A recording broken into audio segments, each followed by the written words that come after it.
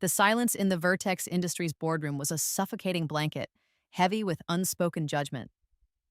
My carefully constructed PowerPoint, the product of countless sleepless nights and years of unwavering dedication, flickered erratically on the massive screen behind me, a chaotic dance of pixels mirroring the turmoil in my chest.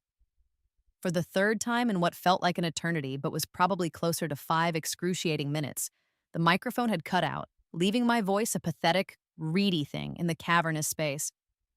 I scanned the faces around the polished mahogany table. Executives, investors, the titans of industry whose approval I so desperately needed.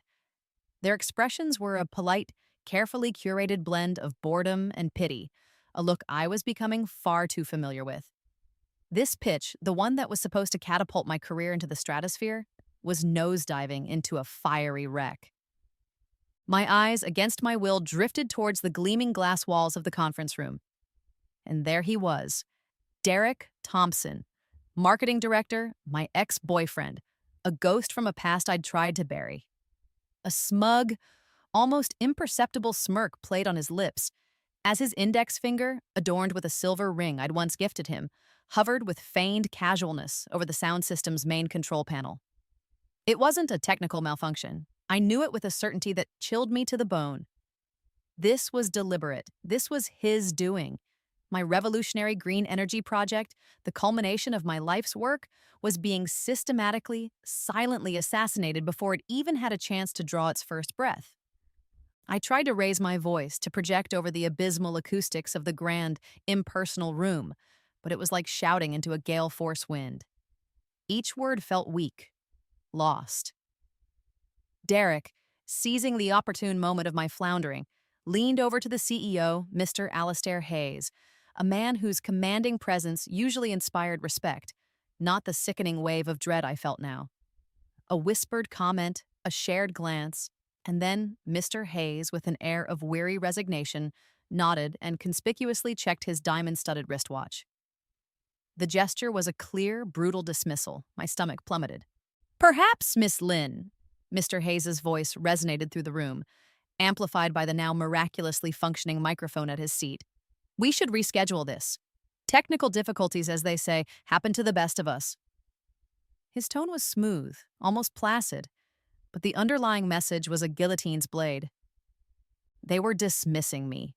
Not just my presentation, but me. Years of relentless research, of groundbreaking innovation, of pouring every ounce of my being into this project were about to be casually swept aside, relegated to the dusty archives of forgotten ideas, all because of a petty, vindictive ex who wielded his corporate power like a weapon. My heart hammered against my ribs, a frantic bird trapped in a cage of my own making, fueled by a potent cocktail of incandescent rage and profound humiliation.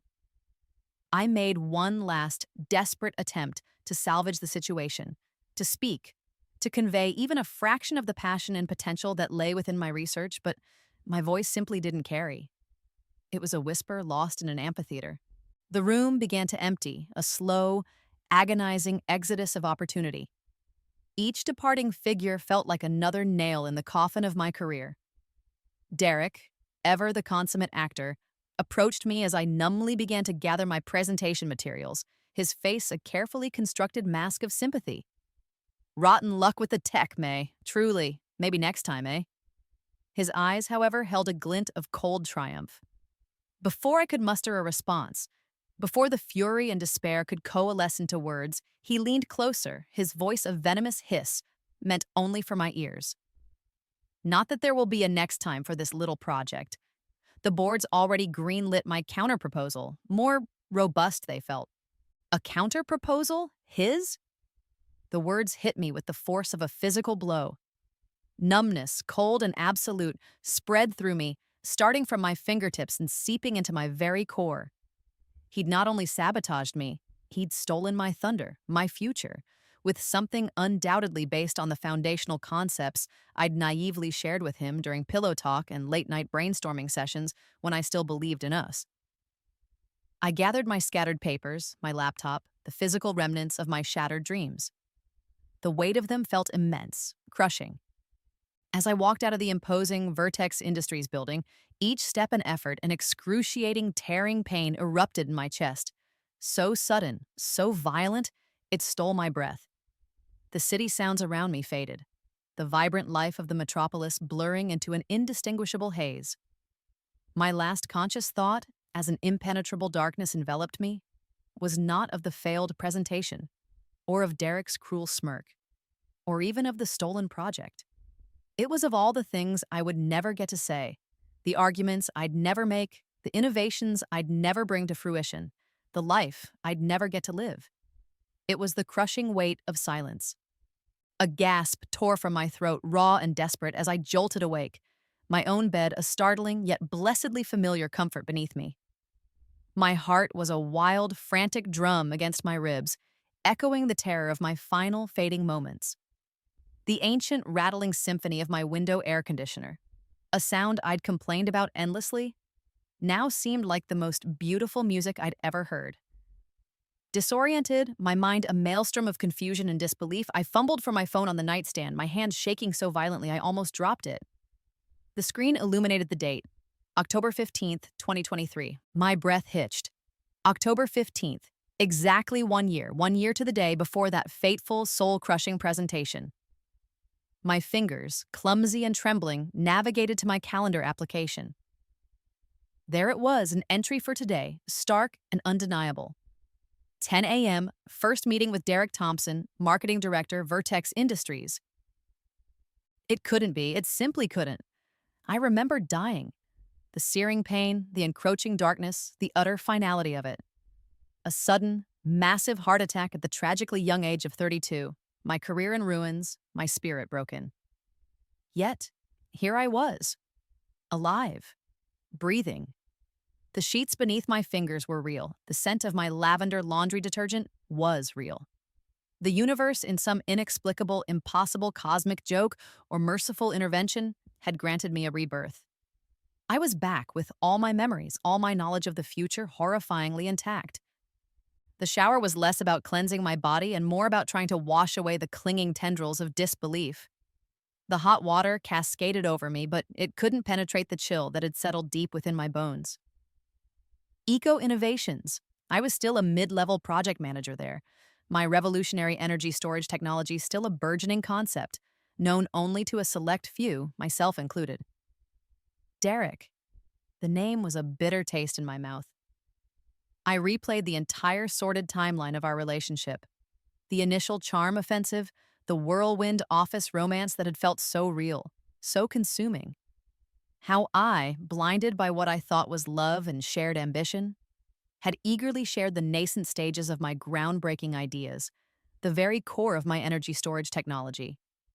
And then, the slow, insidious creep of his ambition, overshadowing everything, leading to the inevitable messy breakup and finally, his ultimate betrayal. Stealing key components of my research, repackaging them and presenting them as his own.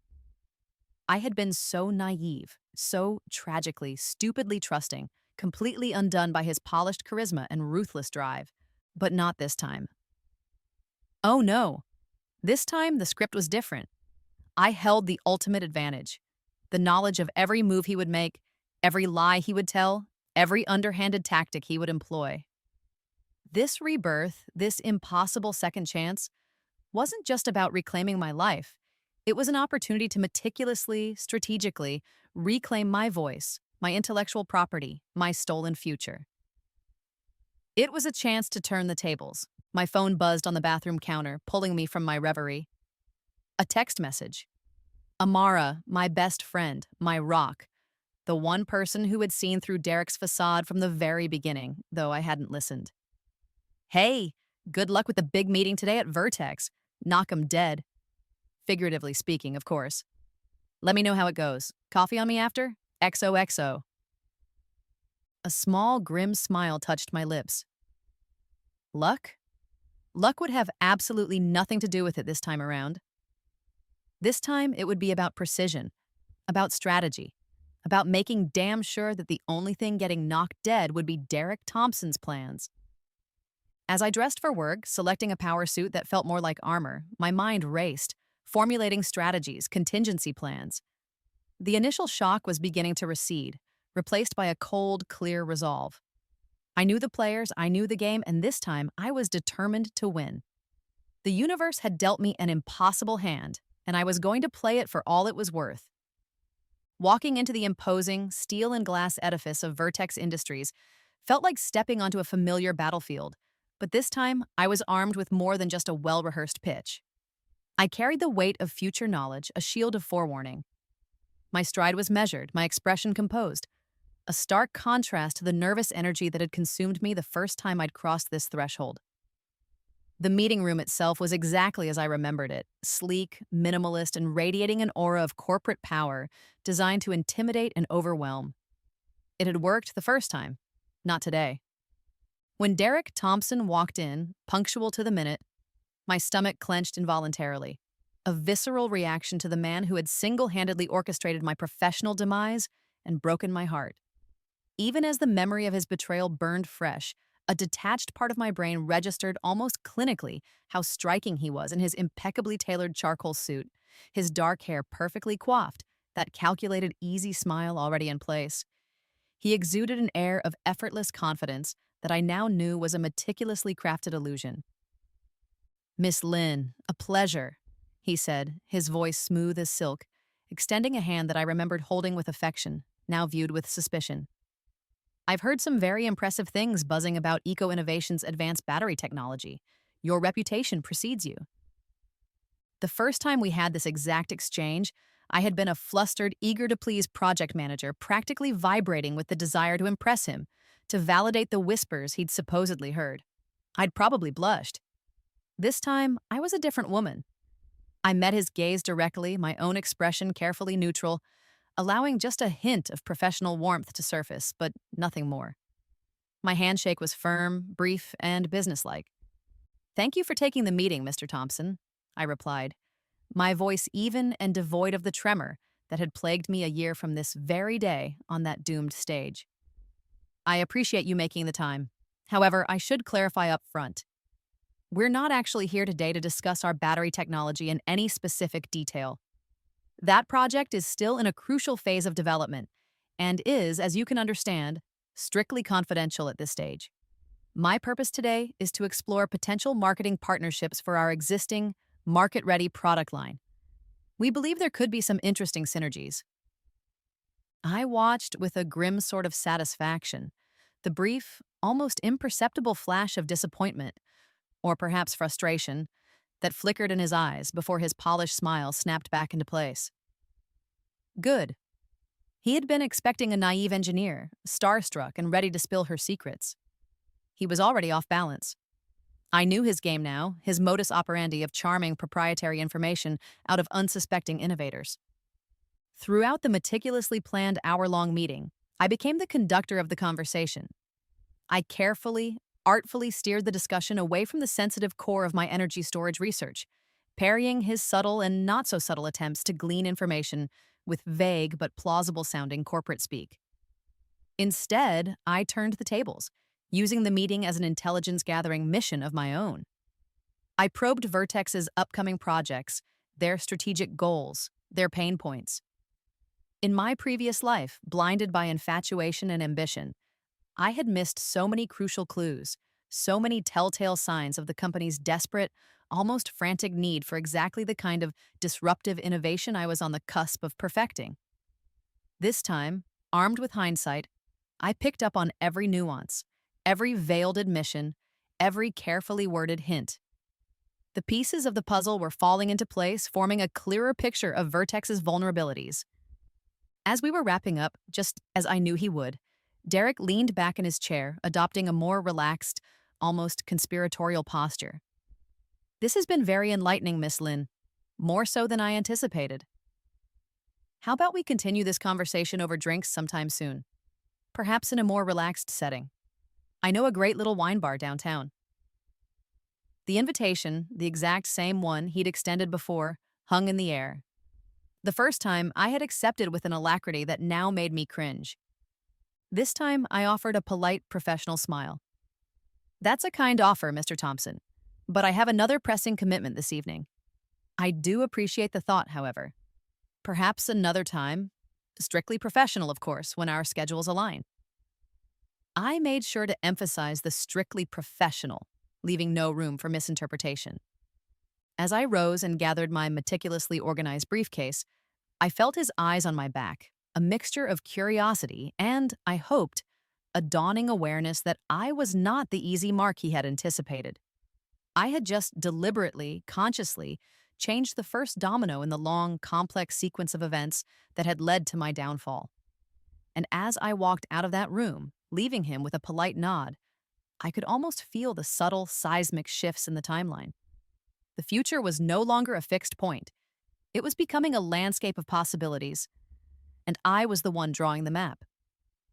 Back in the familiar, slightly worn comfort of my small apartment, the adrenaline from the meeting with Derek began to subside, replaced by a cold, focused determination.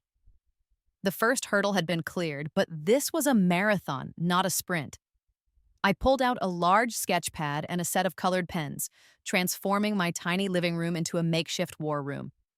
With meticulous detail, I began to create a visual timeline of everything that had transpired in my previous life, a painful but necessary excavation of the past. From the first sparks of my ill-fated relationship with Derek, through every shared confidence, every stolen idea, every professional setback, culminating in that disastrous final presentation and my subsequent death. No detail was too small, no memory too painful to record.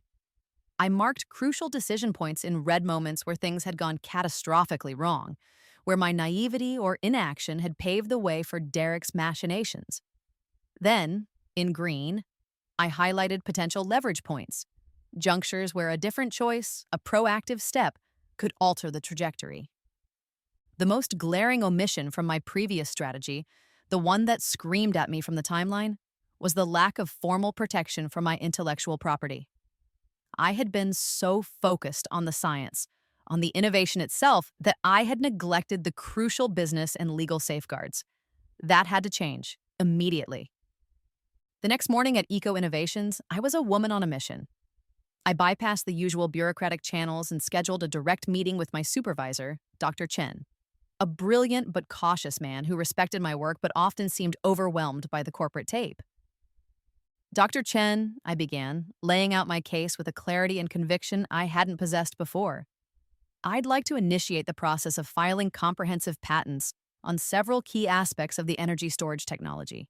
I know it's relatively early in the development cycle, perhaps earlier than we typically proceed, but I believe it's not just prudent, it's absolutely critical.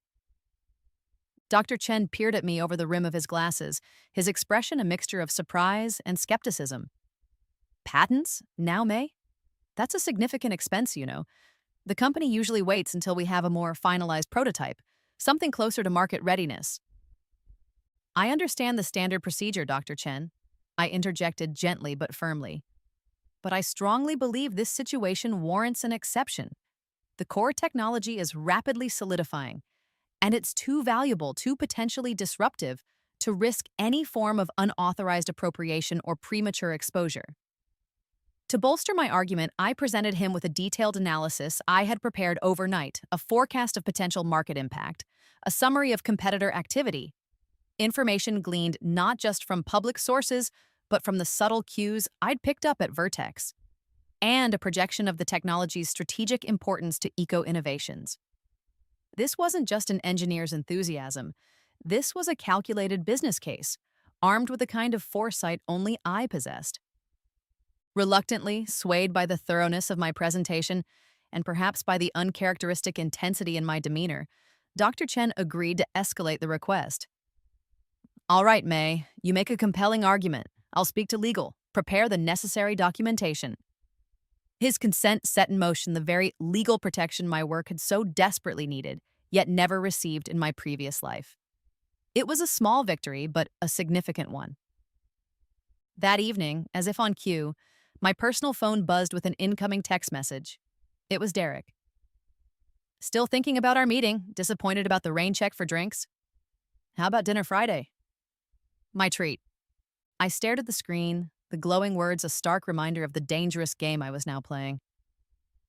In my previous life, our romance, at least in its initial stages, had felt genuine.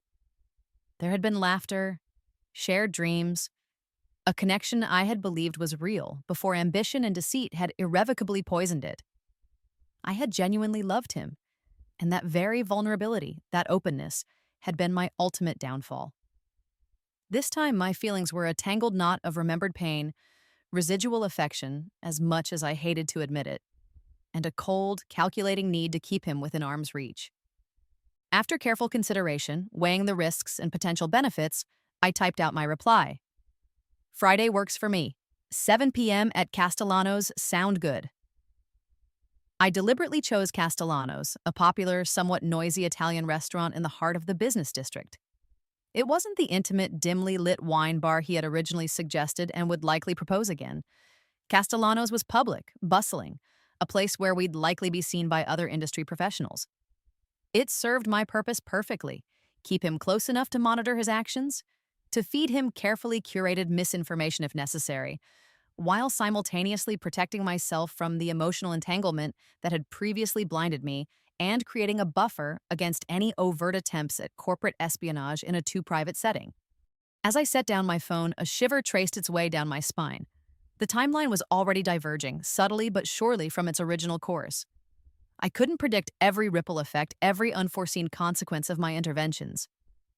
But one thing was certain. This time, Mei Lin would not be a pawn in Derek Thompson's game. This time, she wouldn't be silenced. She was rewriting the rules.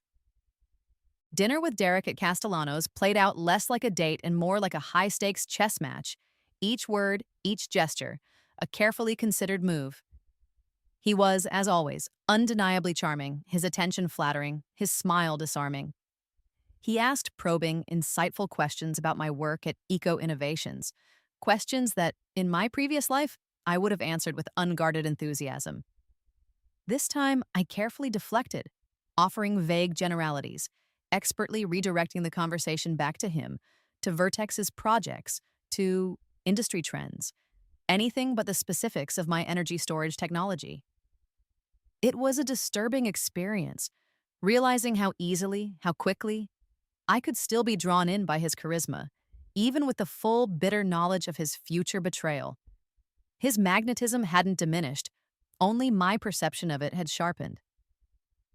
"You know, May," he said midway through our pasta, studying my face with an intensity that made me slightly uncomfortable. "You're different than I expected. Different from our meeting." I raised an eyebrow, feigning mild surprise. "How so, Derek?" "Well, most engineers I meet, especially when they're passionate about a project, are practically bursting to talk about the nuts and bolts, the breakthroughs. You're more guarded, more enigmatic." I took a slow sip of my Chianti, allowing the silence to stretch for a moment. "Let's just say I've learned that good ideas, truly revolutionary ideas, need careful protection. The industry can be cutthroat. Not everyone plays fair." I let the implication hang in the air. His eyes narrowed slightly. "Speaking from personal experience? Or just general observation?" "Let's just say I've heard enough stories to be cautious," I replied, offering a non-committal smile. Throughout the rest of the evening, I maintained that delicate, precarious balance, showing just enough professional interest to keep him engaged, to make him feel like he was making progress, while revealing absolutely nothing of substance about my actual research. When he inevitably suggested a nightcap at his nearby apartment, to continue this fascinating conversation, I countered with another polite rain check, citing an early morning and a demanding workload. I left him intrigued, perhaps a little frustrated, but not entirely rebuffed, exactly where I wanted him. Over the following weeks, I allowed a carefully controlled, meticulously managed semblance of a relationship to develop. It was a performance, a charade. We had occasional professional lunches, always in public places. We exchanged texts, mostly about work-related topics, though he often tried to steer them towards more personal territory. I never visited his apartment alone, always suggesting group outings if he pressed for evening plans.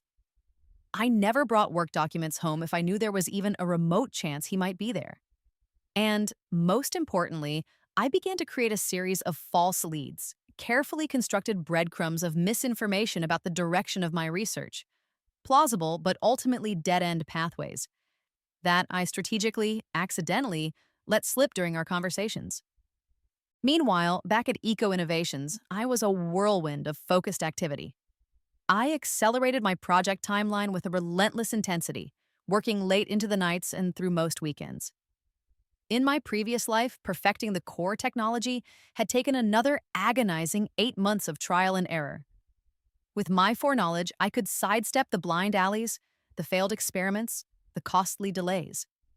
I knew which material compositions would prove unstable, which algorithms would be inefficient.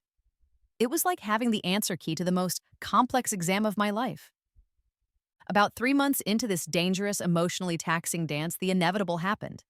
Just as he had done before, I discovered undeniable evidence that Derek had managed to gain unauthorized access to my company email account. He was skilled, I had to give him that. But this time, I was prepared.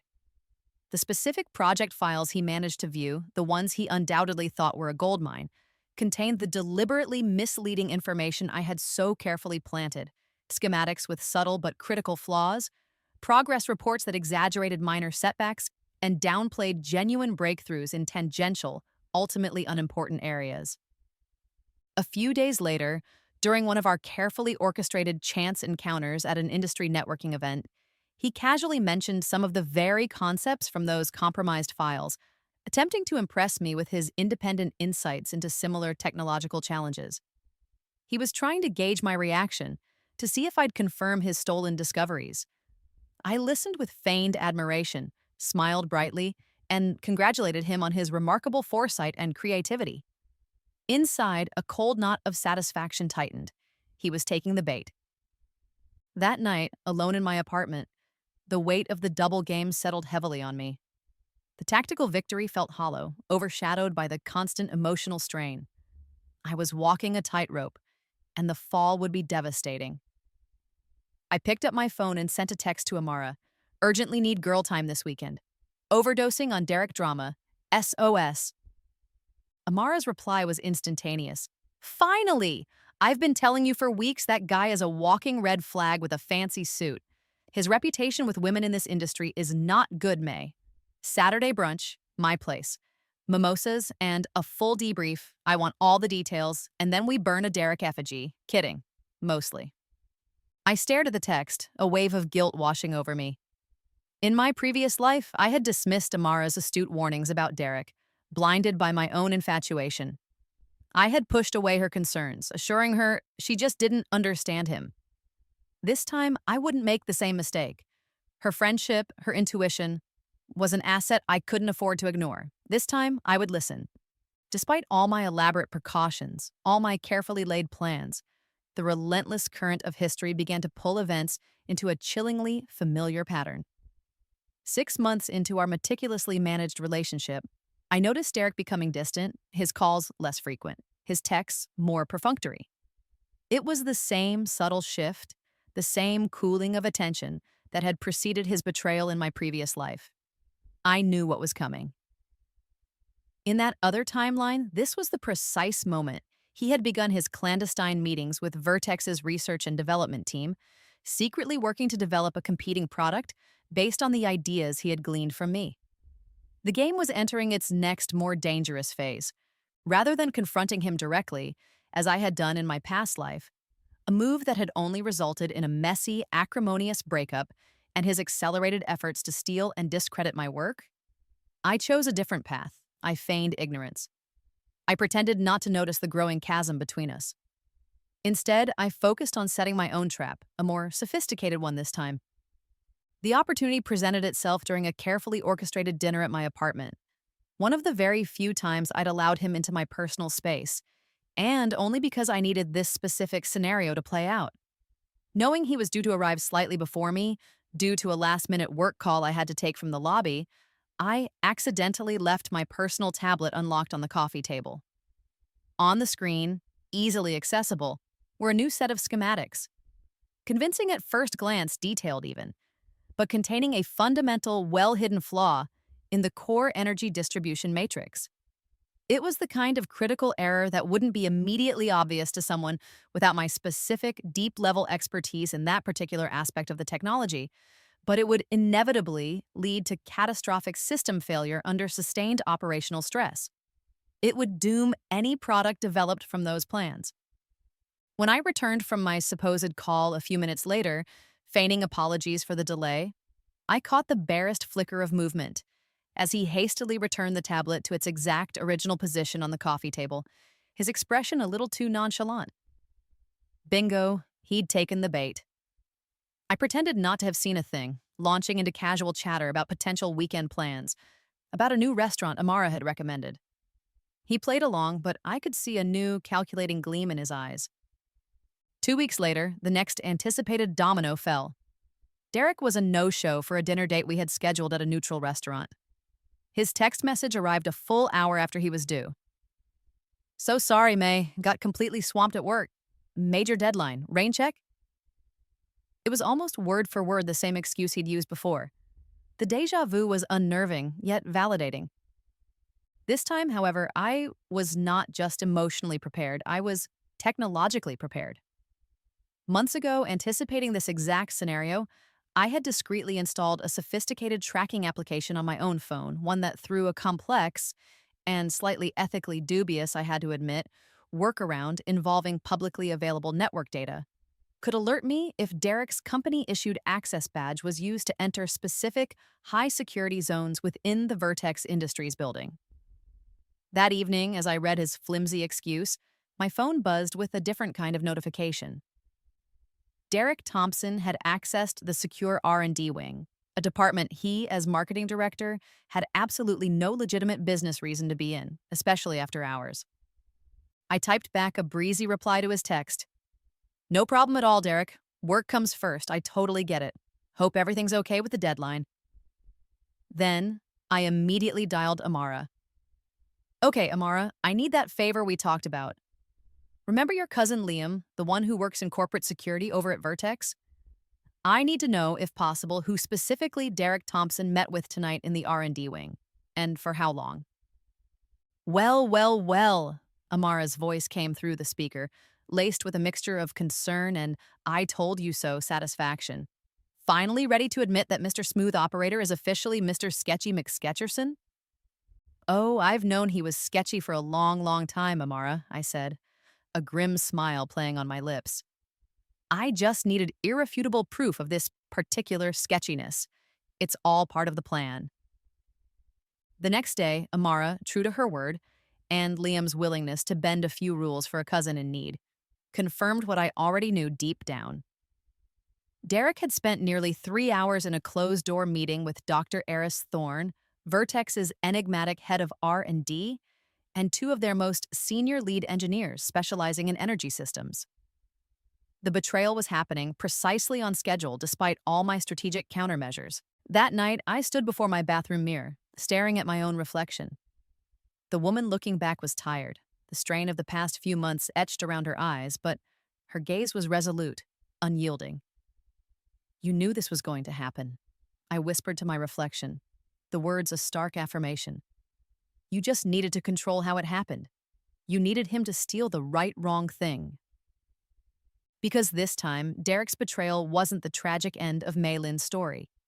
It was a meticulously planned, absolutely essential component of her intricate, long-game strategy for redemption and reclamation. He thought he was playing me. In reality, he was dancing to my tune. Instead of waiting for the inevitable for Derek to deliver the rehearsed, insincere breakup speech he had undoubtedly been crafting, I decided to seize control of the narrative, to script the ending of our relationship on my own terms. I invited him for coffee, not to one of our usual discreet spots, but to the Daily Grind, a bustling cafe in the heart of the financial district, a known haunt for industry professionals and corporate gossips. The stage had to be public, the audience, though unwitting, influential.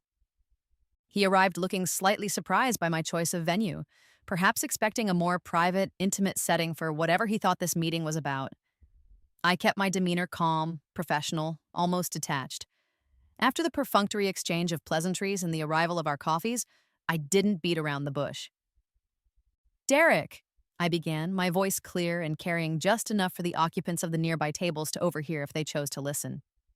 "I wanted to talk to you because I've been doing some thinking, and I've come to the conclusion that we want different things, fundamentally different things. He frowned, feigning confusion. Different things? May, what are you talking about? I thought we were on the same page, especially professionally. Perhaps professionally in some ways, I conceded with a slight inclination of my head. But on a personal level, and frankly, when it comes to core values, I realize we're not aligned. I value things like loyalty, honesty, and transparency.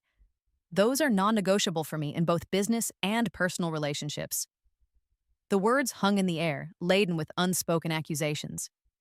Derek's face began to flush, a telltale sign of his anger and, more satisfyingly, his embarrassment at being called out, however indirectly, in such a public forum. "What exactly are you implying, May?" he asked, his voice low and tight. "I'm not implying anything, Derek," I stated coolly, meeting his gaze without flinching. "I'm stating a fact about my own values and my own needs. And based on that, it's clear to me that we're not compatible for a long-term relationship." I paused, then delivered the carefully planned follow-up. "And on a purely professional note," I added, my tone shifting to one of crisp business formality, "if you or Vertex Industries are by any chance planning to move forward with any projects based on concepts or information that might have been discussed or observed during the course of our association, I feel it's only fair to warn you. I have filed extensive, comprehensive patents on all aspects of my proprietary energy storage technology. My legal team at Eco Innovations is extremely diligent and will be very interested in scrutinizing any emerging technologies that bear even a passing resemblance to my protected work." I then stood up, leaving my barely touched cappuccino on the table. "I wish you well, Derek." With that, I turned and walked away, feeling the burn of his stunned, furious gaze on my back. This confrontation, this empowered, strategic severing of ties, hadn't happened in my previous life. In that timeline, I had been blindsided by his callous dumping, too heartbroken and bewildered to think strategically, let alone fight back. This felt good, like a small, sharp stone finally dislodged from my shoe. The following week brought exactly what I had anticipated: the launch of Derek's insidious smear campaign. At industry events, in hushed conversations over cocktails, and through carefully planted anonymous online comments, rumors began to circulate. Mei Lin was unstable, difficult to work with. Her much-vaunted technology was unproven, riddled with fundamental flaws, and ultimately unfeasible. In my previous life, this calculated character assassination had significantly damaged my reputation, making it harder to secure funding, to gain traction, to be taken seriously. This time, however, I was prepared. When an influential industry blogger, one known for his investigative pieces, approached me for comment on the swirling rumors about purported technical flaws in my project, I didn't panic. I didn't become defensive. I provided him with limited but compelling, verifiable evidence of my technology's viability, summarized test results, endorsements from independent, though small, assessors, and, crucially, clear documentation of my recent, extensive patent filings.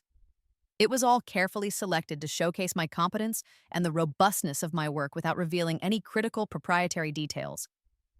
"I genuinely can't speak to why these unfounded rumors are circulating or what their source might be," I told the blogger with an air of perfect professional composure, a hint of dignified bewilderment in my voice. "It's certainly curious, but ultimately the data speaks for itself. My focus remains on rigorous development and verifiable results." Meanwhile, behind the scenes, I initiated a series of quiet, discreet inquiries with some of Vertex Industries' key competitors. I subtly suggested that Eco Innovations was exploring potential collaboration opportunities for a groundbreaking new energy technology, and that I, as the lead innovator, might be open to discussing exclusive partnerships. My intention wasn't actually to jump ship or pursue these avenues seriously at this stage, but to ensure that word would inevitably, through the industry grapevine, get back to Mr. Garrett, Vertex's CEO. The message I wanted him to receive was clear. His star marketing director, Derek Thompson, might be on the verge of driving away a potentially invaluable innovation and its creator. Back at Eco Innovations, armed with my now perfected technology and a growing sense of momentum, I requested a formal meeting with the entire executive team.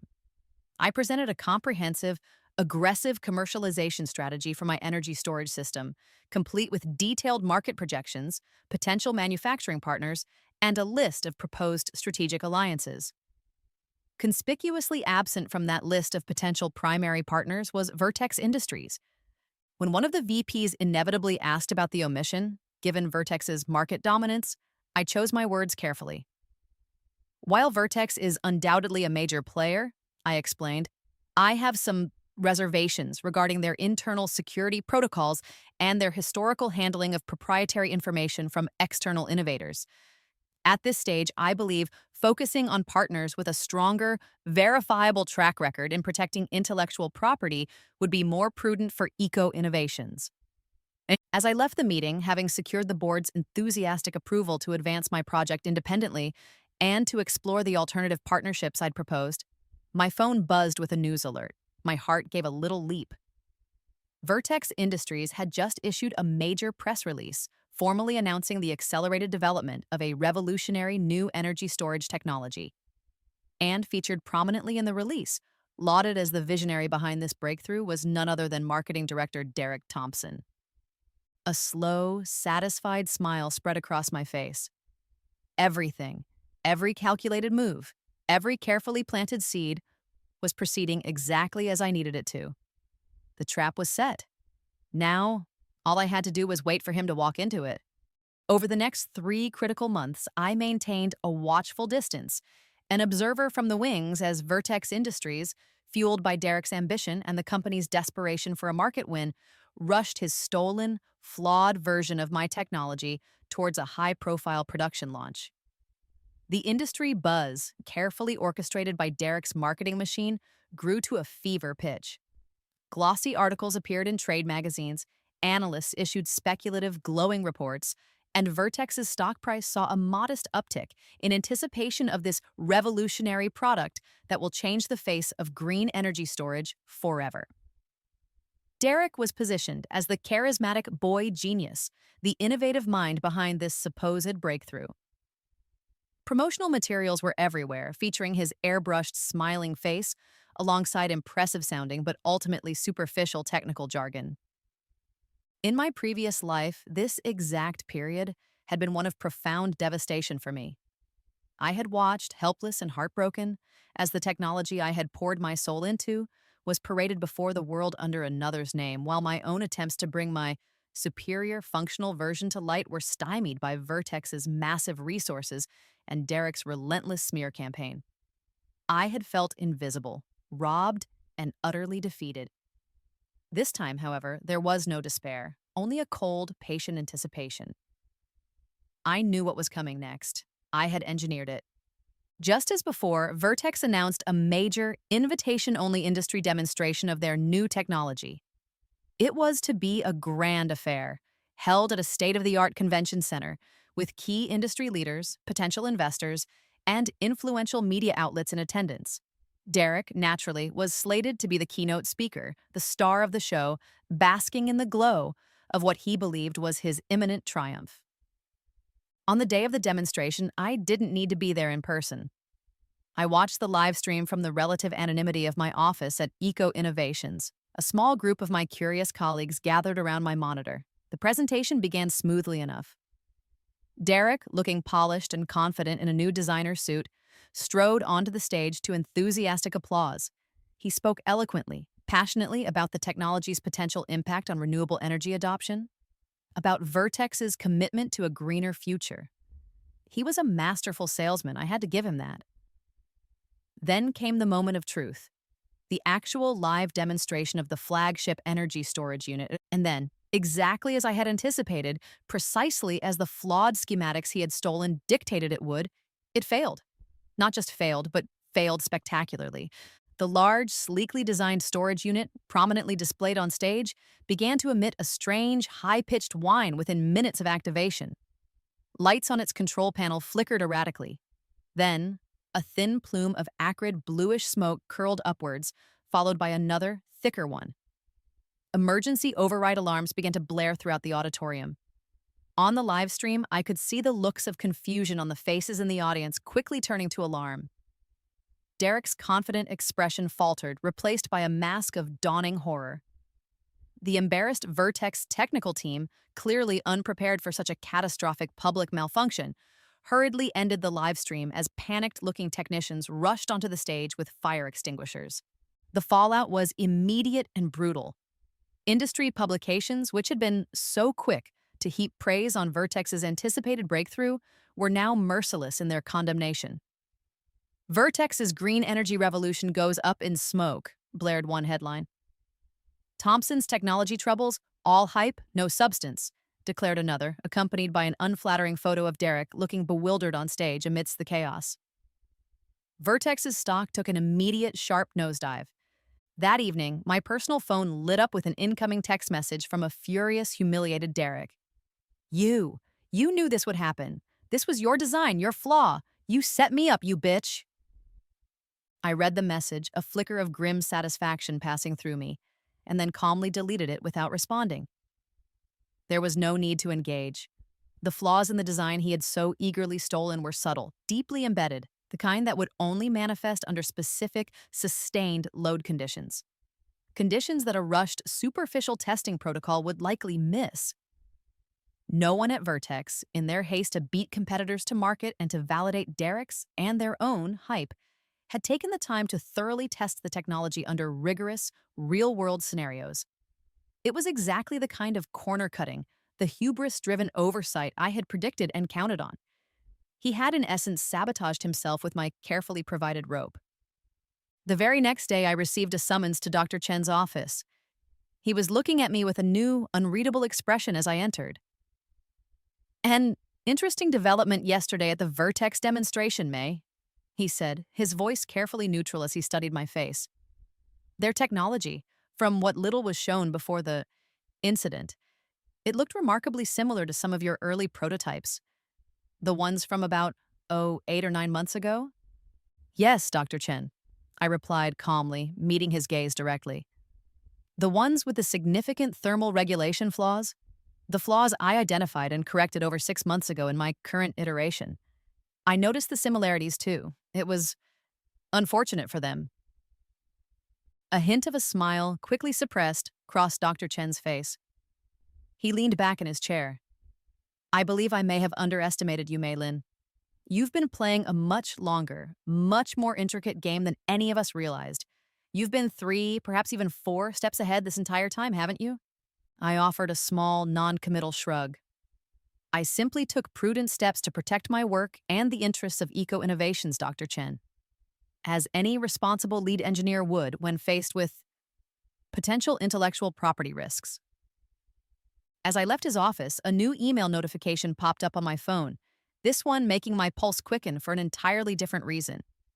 It was an official invitation, CC'd to Mr. Hayes, the CEO, to present my actual functional and now heavily patented energy storage technology to the full Vertex Industries Board of Directors. The meeting was scheduled in 2 months' time. The CEO's brief, accompanying message indicated that after their recent and regrettable public setback with an alternative approach, they were now extremely interested in exploring legitimate, transparent, and mutually beneficial partnership opportunities with proven innovators like Eco-Innovations. This was it, the showdown. The very same meeting that in my previous life had ended in my utter humiliation, professional ruin, and ultimately, my death. But this time, Mei-Lin wouldn't be walking in unprepared, unheard, or unprotected. This time, she would be walking in with the upper hand. The 2 months leading up to the Vertex presentation were a blur of intense, methodical preparation. I threw myself into the task with a singular, almost obsessive focus. Every slide of my PowerPoint was crafted and recrafted, polished to perfection. Every data point was triple-checked, every potential question anticipated, every piece of supporting evidence meticulously organized. My demonstration units, the actual working prototypes of my energy storage system, were tested and retested under every conceivable condition. I was determined that, on a technical level, my presentation would be flawless, unassailable. But I knew, with the bitter certainty of past experience, that technical excellence alone wouldn't be enough to protect me this time. It hadn't been enough last time. In my previous life, my downfall had come not from any deficiency in the quality of my work, but from Derek's insidious, behind the scenes sabotage of the presentation equipment, coupled with my own inability to overcome the sudden, inexplicable technical difficulties he had so skillfully created. This time, I needed more than just a brilliant presentation. I needed ironclad insurance against his treachery. My first strategic move was to schedule a meeting with Vertex's facilities manager, a no-nonsense middle-aged woman named Rita Mendez. I remembered her vaguely from my previous life, a largely invisible figure who kept the massive Vertex headquarters running smoothly, often unthanked and underappreciated. I approached her not as a potential whistleblower, but as an anxiously meticulous presenter, deeply concerned about the reliability of the boardroom's AV equipment. "Miss Mendez," I began, affecting an air of slight nervousness. "Thank you for seeing me. I'm Mei Lin from Eco Innovations, and I'm scheduled to give a rather critical presentation to the board in a few weeks. Frankly, the project is too important to our company to risk any equipment failures or technical glitches, and I've heard that the main executive boardroom system can sometimes be temperamental." Rita, who clearly wasn't used to external presenters showing such direct respect for her department's expertise, responded with surprising enthusiasm. "Temperamental is one word for it, Miss Lin," she said with a wry smile. "It's a complex setup, and the AV system is actually controlled from a separate secured panel in an adjacent control room. Only a select few people have authorized access to that room." "I see," I said, nodding thoughtfully. "Does that select few happen to include Marketing Director Thompson?" I asked the question as casually as I could. Rita's expression shifted, almost imperceptibly, a flicker of something caution, dislike, in her eyes. "Yes, Mr. Thompson has access. He often insists on personally handling the technical setup for his own presentations and for certain high-profile external ones." "Understandable," I said. "However, for my presentation, given its critical nature for us, I'd feel much more comfortable with a more neutral and centrally managed arrangement. Is there any way to ensure that the system remains stable, secure, and exclusively under your team's control throughout the duration of my allotted time?" After some discussion, during which I emphasized my genuine respect for her team's professionalism and my feigned anxiety about potential accidental disruptions, Rita agreed to personally oversee the entire technical setup for my presentation. More importantly, she assured me she would remain physically present in the locked control room for the entire duration, personally monitoring all systems. "Just between us, Miss Lin," Rita said in a lower voice as I was preparing to leave her office, "I'm glad someone's finally paying proper attention to the integrity of the AV for these big meetings. There have been some, let's just call them selective technical difficulties in the past during certain presentations. It's good to see someone taking proactive steps." I thanked her with genuine warmth and relief. This alliance, however informal, hadn't existed in my previous life. Rita's presence in that control room could be the critical factor that would neutralize Derek's primary method of sabotage. It was a huge weight off my mind. Next, I reached out to a former college classmate, David Chen, no relation to Dr. Chen at Eco Innovations, who had gone on to found a successful cutting-edge tech startup specializing in discrete wireless communication devices. After carefully explaining a somewhat sanitized version of my situation, framing it as a general concern about potential corporate espionage and the need for a secure, independent audio backup during a high-stakes presentation, rather than a specific fear of personal sabotage by an ex-boyfriend, I managed to secure a prototype of their newest, not yet released product, a virtually invisible, flesh-toned earpiece microphone that operated on its own encrypted, independent transmission system, completely separate from any in-house AV infrastructure. It was my ultimate ace in the hole. If Derek somehow managed to bypass Rita and disable the room's main sound system, my voice would still be heard. As a final, crucial precaution, I drafted and sent a detailed formal memo to Vertex's CEO, Mr. Hayes, with a carbon copy to their entire corporate legal department.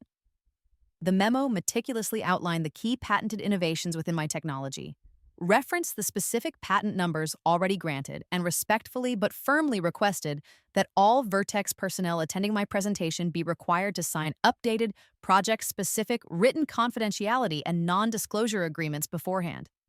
This was about creating an unambiguous legal paper trail, making it crystal clear that my intellectual property was rigorously protected and that any subsequent infringement would be met with swift legal action.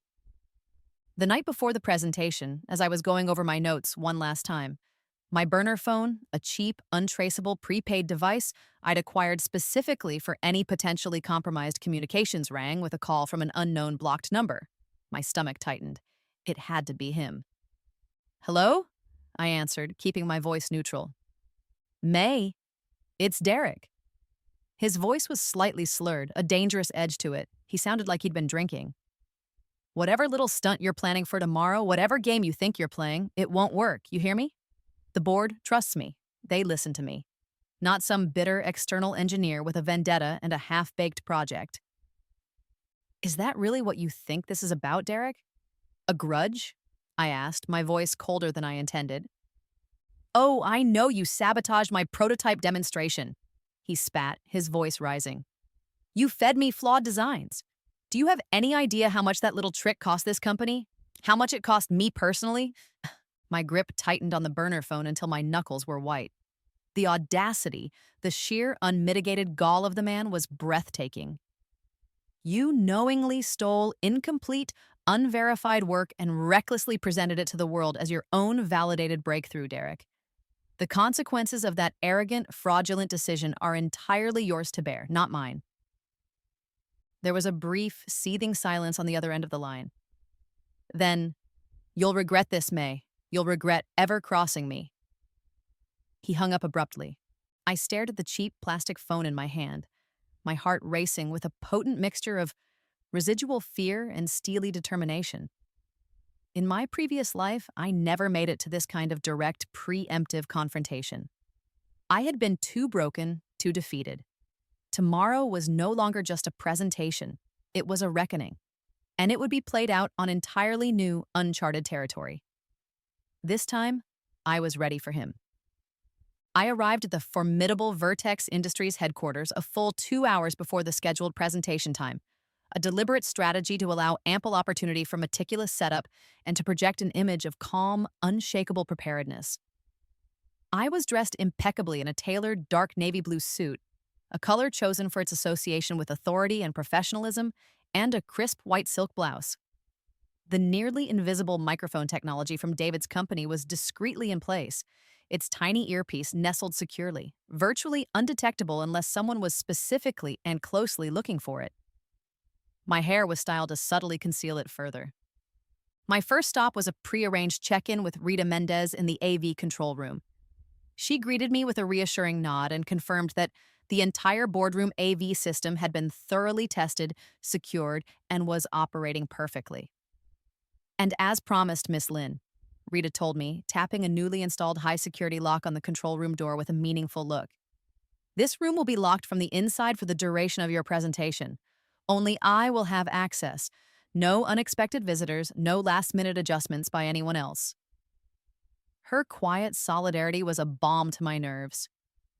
Inside the vast, intimidating executive boardroom, I methodically went through my own series of checks. My laptop connected seamlessly to the projection system. My slides advanced properly, each animation and transition smooth. My physical demonstration units, the tangible proof of my technology's efficacy, were set up and functioning perfectly. I tested the room's standard lapel microphone, and then, under my breath, confirmed that my concealed backup earpiece was also transmitting clearly to its independent receiver, which was discreetly tucked away in my briefcase. Every system was green. Almost exactly an hour before the scheduled start time, just as I was finishing my final checks, Derek Thompson entered the boardroom. He stopped short, a flicker of surprise and clear frustration crossing his face when he saw me already there, calmly in control of the environment.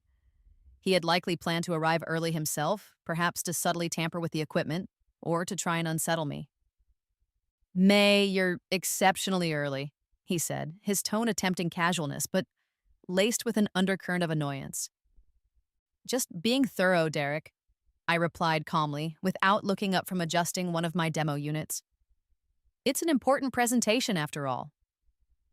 He hovered near the main AV control panel at the side of the room for a few minutes, feigning interest in its settings, but with Rita making several conspicuous trips in and out of the boardroom to double-check connections and pointedly engaging me in conversation about the setup. He couldn't make any obvious moves to sabotage the equipment without drawing immediate attention. He eventually retreated to a seat at the far end of the long conference table, visibly displeased.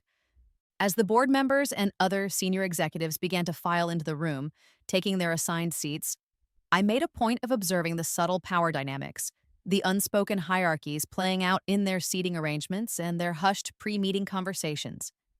These were nuances I had been completely oblivious to in my previous, more naive life. The CEO, Mr. Garrett, looked particularly tense, his brow furrowed. I could overhear several board members near him referring in low tones to recent disappointments and the urgent need for a decisive technological win. The pressure on him and on Vertex was palpable. This was my opening. Derek had positioned himself strategically at the far end of the massive table, near a smaller secondary control panel that I hadn't noticed during my initial preparation with Rita. It seemed to be a master override for the room's lighting and possibly some auxiliary display functions. My pulse quickened for a moment, a familiar knot of anxiety tightening in my stomach. But I quickly reminded myself of my multiple backup systems, of Rita's locked control room, of my own invisible microphone. He could try, but he wouldn't succeed in silencing me this time. As Mr. Garrett formally introduced me, his introduction brief and tinged with a clear sense of urgency for results, I could see Derek, out of the corner of my eye, subtly, almost casually, adjusting something on that secondary panel beside him. Sure enough, as I began to speak, delivering my opening remarks, the room's main microphone, the one clipped to my lapel, cut out abruptly after only my first few sentences. There was that heart-stopping moment of awkward, dead silence, so chillingly identical to the one that had heralded my doom in my previous life. A few attendees shifted uncomfortably in their seats. Mr. Garrett frowned, but this time, instead of faltering, instead of struggling visibly with the suddenly dead microphone, instead of looking flustered and defeated, I smoothly, without missing a single beat, simply continued speaking, my voice projecting clearly, confidently, and at perfect volume through my concealed, independent earpiece microphone system. Derek's expression was a study in bewildered fury. It was priceless. He glanced down at his panel, then back at me, then back at the panel, his brow furrowed in confusion. He surreptitiously tried adjusting it again, more aggressively this time, jiggling a switch, but nothing happened. My voice remained steady, clear, filling the room. I continued my presentation flawlessly, outlining the core innovations, the market potential, the rigorous testing my technology had undergone. Then, as I advanced to the crucial section involving the live demonstration of my prototype units, the main display screen behind me, the one showing my detailed schematics and performance data, suddenly went blank. Black. Derek's second, more desperate attempt at sabotage. But I was prepared for this too. Without even a flicker of surprise, I simply gestured towards the physical prototype I had brought with me, which was already powered up and functioning perfectly on a side table. And as you can see from the operational unit itself, I said with perfect composure, not even acknowledging the blank screen, our technology doesn't just offer theoretical advantages on a slide. It's robust, it's reliable, and it's resistant to unexpected system failures. It's built with multiple redundant systems specifically for enhanced operational reliability in real-world conditions. Just then, Rita hurried discreetly into the boardroom from the control room, a look of apologetic concern on her face, and within seconds had the main display screen flickering back to life. It appeared Derek's tampering with the auxiliary panel had only created a temporary glitch that Rita quickly overrode from her master controls. A few of the board members actually chuckled, a low murmur of amusement rippling through the room, clearly drawing the unspoken parallel to Vertex's own recent, very public, and very catastrophic demonstration disaster. Derek's face darkened considerably as he realized his clumsy sabotage attempts were not only failing, but were inadvertently making me look even more competent, more prepared, more resilient by contrast. He was handing me opportunities to shine. As I concluded my presentation, hitting every key point, demonstrating every promised capability, the room erupted in a wave of genuine, sustained applause, a stark contrast to the polite, pitying silence of my previous experience. Mr. Garrett immediately opened the floor for questions, and for the next 45 minutes, I handled each one with calm expertise and unshakable confidence. When a particularly skeptical board member, known for his tough grilling of presenters, asked about implementation timelines and scalability, I presented a detailed phased rollout plan that carefully, specifically addressed the very manufacturing and quality control issues that had apparently caused Derek's stolen, rushed version to fail so spectacularly. Unlike some have more accelerated approaches to market that may prioritize speed over rigor, I said, allowing myself that one subtle, pointed dig.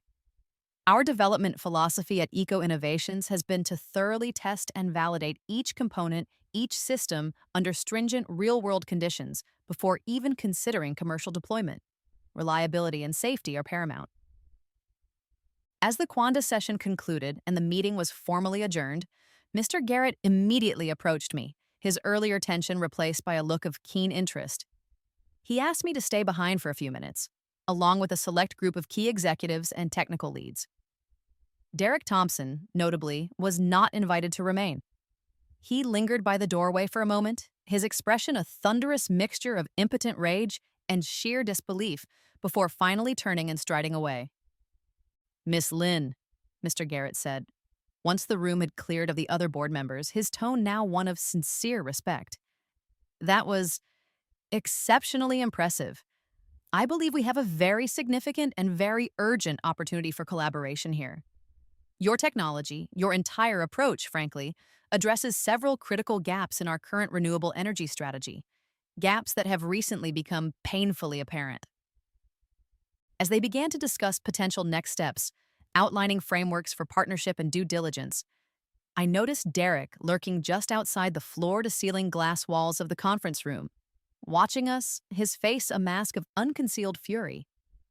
When our eyes met through the glass, I allowed myself a small, almost imperceptible, coolly professional smile, revealing nothing of the profound, bone-deep triumph that was surging within me. The future had been irrevocably changed.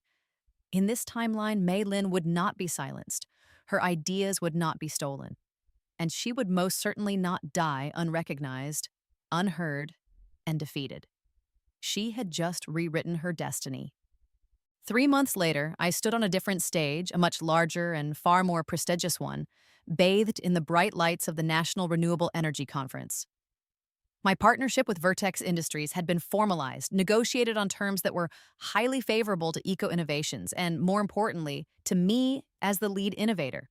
My name and the name of Eco Innovations were now prominently featured in all press materials, all marketing collateral, all technical specifications related to the revolutionary new energy storage technology that was poised to take the industry by storm. It was my technology, my design, my victory, finally acknowledged. As for Derek Thompson, he had been quietly, unceremoniously reassigned to a vague and clearly powerless strategic advisory role within a remote Vertex subsidiary, effectively sidelined, his career at Vertex in tatters and discreet but thorough internal investigation, instigated by Mr. Garrett himself after my successful presentation, and some pointed anonymous tips provided by Rita regarding past AV irregularities, had apparently revealed a pattern of unauthorized access to multiple secure Vertex systems on Derek's part, along with highly questionable and ethically dubious development practices related to his failed energy project. His reign of charming deceit was over. As I concluded my keynote speech outlining the transformative potential of our collaborative green energy storage solution and the roadmap for its global deployment, I spotted Amara in the front row, her face alight with a mixture of pride and pure, unadulterated joy. She was beaming, giving me a discreet thumbs up. Beside her sat Dr. Chen, my once cautious supervisor at Eco Innovations, who had, since the Vertex deal, become one of my staunchest advocates and a genuine mentor. The applause that filled the massive auditorium was deafening, a wave of validation and excitement that washed over me. I stepped away from the podium. A podium! I noted with a private smile of satisfaction, that was equipped with a state of the art, multi redundant microphone system that my new, rapidly expanding joint venture division at Vertex Eco Innovations had designed. A system that, by its very nature, couldn't be remotely disabled, unplugged, or otherwise easily tampered with. I'd made sure of that personally.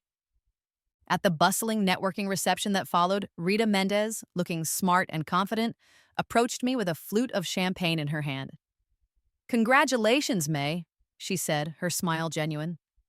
That was an incredible speech, and on a related note, I submitted my resume to the Eco Innovations HR portal last week. I hear your new joint division is hiring experienced project managers with a knack for ensuring operational integrity. I smiled warmly, genuinely delighted. Rita, it would be an honor to have someone with your skills, your integrity, and your meticulous attention to detail on our team. I'll make sure your resume gets top priority. She was exactly the kind of ally I wanted and needed as I moved forward. As the evening began to wind down, Mr. Garrett, Vertex's CEO, pulled me aside, his expression one of undisguised enthusiasm. "The board has officially approved the full investment package for expanding production capacity threefold, May," he informed me, his eyes gleaming. "The initial market uptake has exceeded even our most optimistic projections. Your technology, our technology now, is going to fundamentally change this industry. You've done it." I thanked him professionally, acknowledging the team effort, but my mind was already racing far ahead, envisioning possibilities he couldn't yet imagine. With my unique knowledge of the future's technological landscape and my new, hard-won position of influence within a major industry player, the changes I could help instigate, the positive impact I could make, extended far beyond my own personal career trajectory or even this single groundbreaking technology. This was just the beginning. Later that night, alone in the quiet of my upscale hotel room, a world away from the tiny, cluttered apartment where this journey of rebirth had begun, I opened my worn, leather-bound journal. It was the same journal where I had meticulously chronicled the painful events of my previous life and plotted the careful, strategic steps of my second chance. I turned to the entry dated 1 year prior, the one detailing my disastrous presentation at Vertex the day of my original fatal heart attack. Beside it, in bold, firm script, I wrote, "Original death date, fate altered, mission accomplished." I then turned to a fresh blank page and, with a sense of profound purpose and quiet excitement, began sketching out my plans for the next 5 years. In my previous life, I remembered several other major technological opportunities in adjacent fields that had been tragically missed or fumbled by the industry due to short-sighted leadership, internal corporate politics, or a simple lack of vision. With my unique, hard-earned perspective, I could now help steer research and development in more productive, more innovative, more beneficial directions. I could prevent some of those missed opportunities. My personal phone, the one Amara knew, buzzed with an incoming text. It was her. "Hey, superstar? Drinks and major celebration tomorrow?" My treat, obviously. You absolutely deserve it after taking down corporate America's biggest jerk and, casually revolutionizing green energy. So proud of you, my friend. A genuine smile, free of the shadows of the past, touched my lips. Amara. She had no idea of the true extent of the story, the sheer impossibility of it all. How could I ever begin to explain to her that I had literally died and been reborn to reach this very point?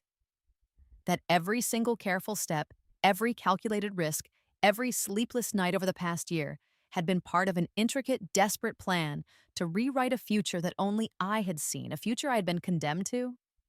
"Absolutely, Amara," I typed back. "Tomorrow it is. But trust me on this. This is just the beginning."